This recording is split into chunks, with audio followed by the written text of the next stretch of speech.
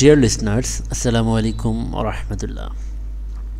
I hope you all are fit and fine. গত ক্লাসে আমরা পার্সন এবং নাম্বার দেখেছিলাম। আজকে পার্সন এবং নাম্বারের সম্পর্কটা দেখব। আচ্ছা, যাই হোক, দেরি না করে শুরু করা যাক। দেখো, ফার্স্ট পার্সন হলো আই এবং উই। এখন আইটা হলো সিঙ্গুলার নাম্বার, উইটা হলো plural number. Second person you মানে যদি তুমি হয় তাহলে এটা সিঙ্গুলার নাম্বার, আর ইউ মানে যদি তোমরা হয় তাহলে এটা প্লুরাল নাম্বার। থার্ড পার্সন দেখো, হি, শি, ইট বা যে কোনো সিঙ্গুলার নেম, যে কোনো মানুষের নাম, যে কোনো কিছুর নাম, একটা নাম, সেটা হলো singular number, third person singular number. আর দে, তারা, আর যে কোনো প্লুরাল নেম মানে অনেক বোঝায় এরকম কোনো নাম, হ্যাঁ, সেটা হলো প্লুরাল নাম্বার।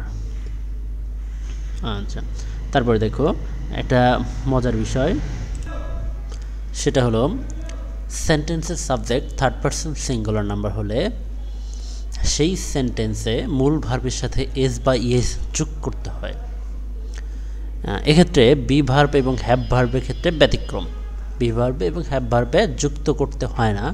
সেক্ষেত্রে বি ভার্বের প্রেজেন্ট টেন্সে তিনটা ফর্ম হয়, অ্যাম, ইজ, আর। এই তিনটার যে কোনো একটা ইসটা বসে, আর হ্যাভ ভার্বে হ্যাজ বসে। যেমন এখানে দেখো এক্সাম্পল দেওয়া আছে, Anika goes to school, Anika বিদ্যালয়ে যায়। শি কুকস ওয়েল, সে ভালো রান্না করে। তারপরে হি হ্যাজ নো সিস্টার, এই দেখো হ্যাজ, এখানে হ্যাভ না বসে হ্যাজ বসেছে। তারপরে he eats rice, he eat sleeps always. She is busy, এই যে দেখো ইদের সাথে ইজ হয়েছে, এমও হয় নাই আরও হয় নাই। আচ্ছা, আশা করি বুঝতে পেরেছ। এটাই ছিল সাবজেক্ট এবং নাম্বারের সম্পর্ক। দেখো, একটু ছোট করে দিলে তোমরা কিন্তু পুরোটাই দেখতে পারবা।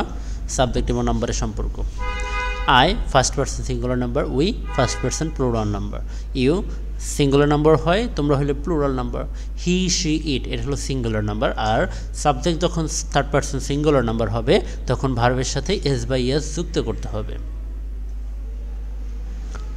ঠিক আছে, তো সবাই ভালো থেকো, সুস্থ থেকো, আল্লাহ হাফেজ।